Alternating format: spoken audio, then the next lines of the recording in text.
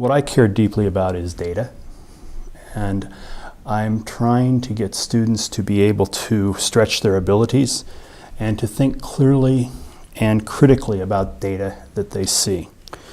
I want them to be able to use data to create models and have those economic models inform their decisions, and that's what managerial is all about. More recently, I've been playing with balloons. And I use the balloons to help students understand things like trade-off ratios and constrained optimization. And so I've been able to more deeply deal with what it means to be a partial derivative using balloons. Let me show you. This is a partial with respect to x. This is a partial with respect to y. So if you simply go in the vertical direction. So we can talk about trade-offs that exist at various points, like this is where x is twice as valuable as y. This is where y is twice as valuable as x. This is a constrained optimization involving 3 parts of x for every part of y.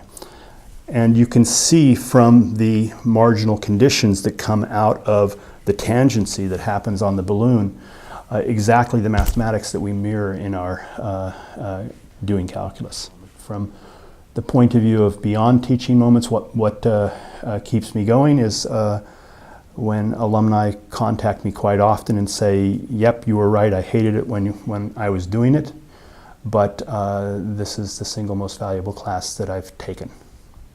What I enjoy about the department, actually, and this is the college as a whole, is that it allows us to have a lot of flexibility. I've been able to do things over the course of the 25 years I've been here that I wouldn't have been able to do at most other places. For example, having the sabbatical that at Sterling that allowed me to become interested in playing with data, because that's not my background in my PhD program.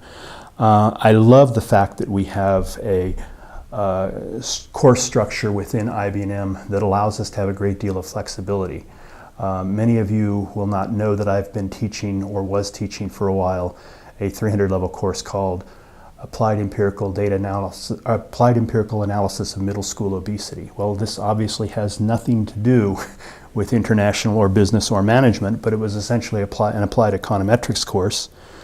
And I had the flexibility to do that because we were not in this AACSB accredited. We didn't have to worry about accreditation. We didn't have to worry about doing specific things to jump through hoops. All we had to do was think that it was worthwhile to try to teach students things like that. And it's not just me. It's Jin teaching his course on knowledge creation, or Frat doing collaboration as a vehicle for value creation, or Sarkone's work in health policy. So this is a very, very broad flexibility that allows us to do some special things.